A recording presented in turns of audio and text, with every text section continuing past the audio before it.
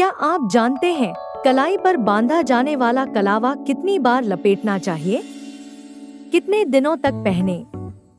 हिंदुओं में कोई भी शुभ काम या फिर पूजा पाठ करते समय कलावा बांधा जाता है।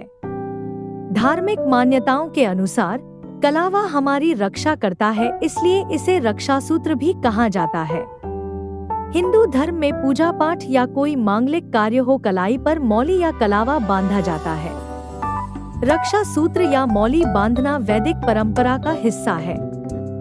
यज्ञ के दौरान इसे बांधे जाने की परंपरा तो पहले से ही चली आ रही है।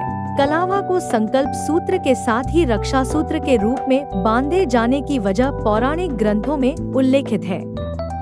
पौराणिक कथा के अनुसार असुरों के दानवीर राजा बलि की अमरता के लिए भगवान वामन ने उनकी कलाई पर रक्षा सूत्र बांधा था। इसे रक्षाबंधन का भी प्रतीक माना जाता है। इसे बांधने के क्या नियम हैं, आइए जानते हैं। अक्सर हम सभी कलावा बांधने के बाद उसे निकालना भूल जाते हैं और वो लंबे समय तक हाथ में बंधा रह जाता है। इस तरह वो कलावा हमें अपनी ऊर्जा देना बंद कर देता है। इसलिए शास्त्रों में इसे कितने दिनों तक पहनना चाहिए, इसका वर्णन किया गया है।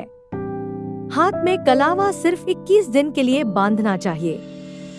21 दिन इसलिए क्योंकि अमूमन तौर पर इतने दिन में कलावे का रंग उतरने लगता है और कलावा कभी भी उतरे हुए रंग का नहीं पहनना चाहिए। रंग उतरता कलावा बांधना अशुभ माना जाता है, इसलिए इसे उतार देना ही उचित होता है।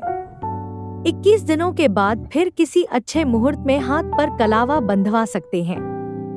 साथ ही ऐसा भी कहा गया है कि कलावा जब भी हाथ से उतारा जाता है तो वह आपके भीतर और आपके आसपास की नकारात्मकता को लेकर ही उतरता है, इसलिए उस कलावे को दोबारा नहीं पहनना चाहिए। हाथ से उतारा हुआ कलावा किसी बहती नदी में प्रवाहित कर देना शुभ होता है। पुरुषों और अविवाहित कन्याओं को दाएं हाथ में कलावा बांधना चाहिए। विवाहित स्त्रियों के लिए बाएं हाथ में कलावा बांधने का नियम है। जिस हाथ में कलावा बंधवा रहे हैं उसकी मुट्ठी बंधी होनी चाहिए।